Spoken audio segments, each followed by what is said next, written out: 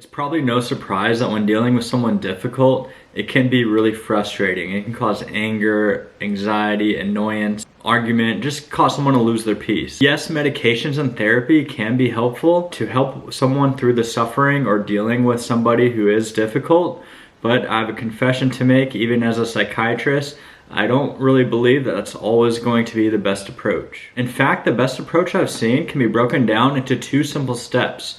The first step is to look inward at oneself to see if there's anything that you are doing or that that person is doing that's causing the problem. For instance, if you're working at a job and your supervisor is getting on your case for not fulfilling your obligations, then maybe fulfill the obligations so your supervisor doesn't get on your case. Simple enough.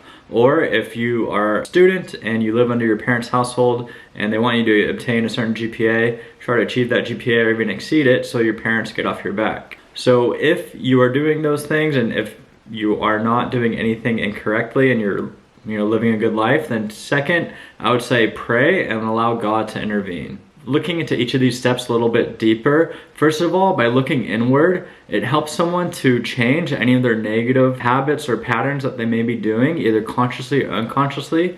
They can stop the negative and replace it with the positive. So there's a spiritual term for this called like repentance or metanoia, which is essentially changing evil or changing sin and like replacing it with good. Psychologically speaking, the mind can be so powerful that if there's like animosities or frustrations that someone is feeling, they can project that onto other people, causing them to react in a way that's sort of irritating and frustrating. So it's just important to sort of cleanse oneself of that negative emotions, that conflict, that anxieties, whatever turmoil you are dealing with, so you can live a much more peaceful life. So looking inward at oneself to see if there's anything that they can change or any weaknesses to improve on is probably the best approach to start with first. And therapy can help to reveal what's deep down inside, which may not be in people's conscious awareness. Maybe sometimes you hear other perspectives from friends or family that they can help you to, see things that you're not able to see. So almost in a way like therapy can help you to reveal deep down what are some of the core issues that you're dealing with. By bringing it into one's conscious awareness, it makes it easier to recognize those weaknesses, those faults, and once it's in your conscious awareness, it's much easier to change, address it, and find the solution to the issue.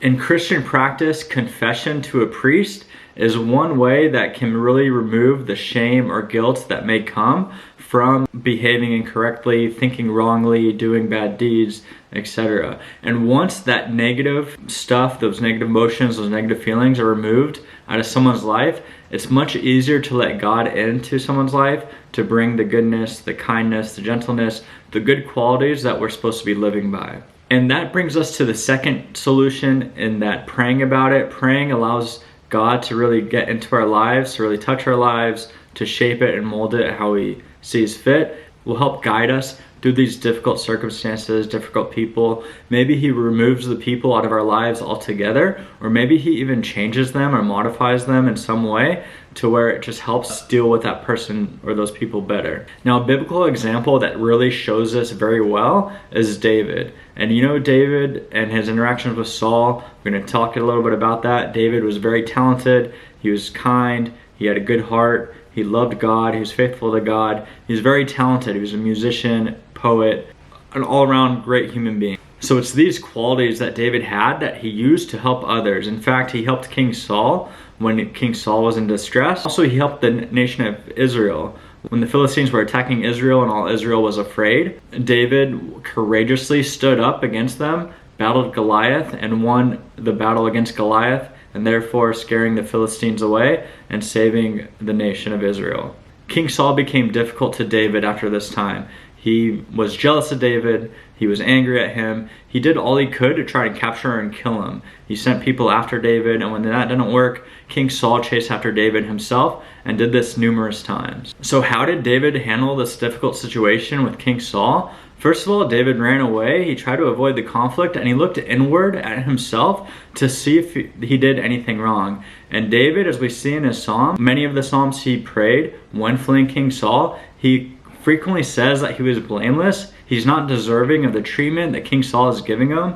And he gives it all into God's hands through prayer. And through the prayer, God is able to make a solution come. And David was very patient with it. It didn't happen right away, but he persisted in it.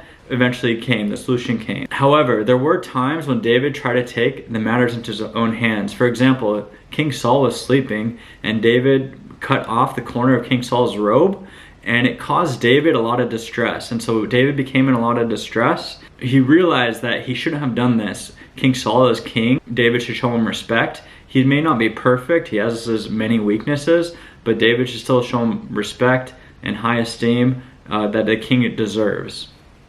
And so he realized from that point on that he was going to for sure leave it in God's hands, and because that act alone just troubled his conscience. Similarly, for most people, maybe it's through the power of the Holy Spirit, maybe even people who are not gifted with the Holy Spirit, their conscience may rebuke them or convict them of something that they're doing wrong so that they can stop that and do right. And that's what happened with David. It was wrong to sort of cut off Saul's robe and sort of intimidate him like that, and David stopped doing that afterwards. So after much prayer and fleeing away and living a good life, King Saul eventually died by means that was not because of David, and David became elected as the next king of Israel and replaced King Saul. So to summarize, when dealing with difficult people, it's important to look inward at oneself to see if there's anything that one may be doing that's causing the difficult situation to arise.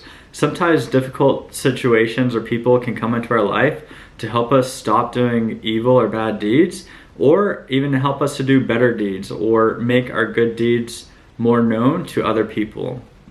So it's really a chance to learn and grow and get closer to God first and foremost.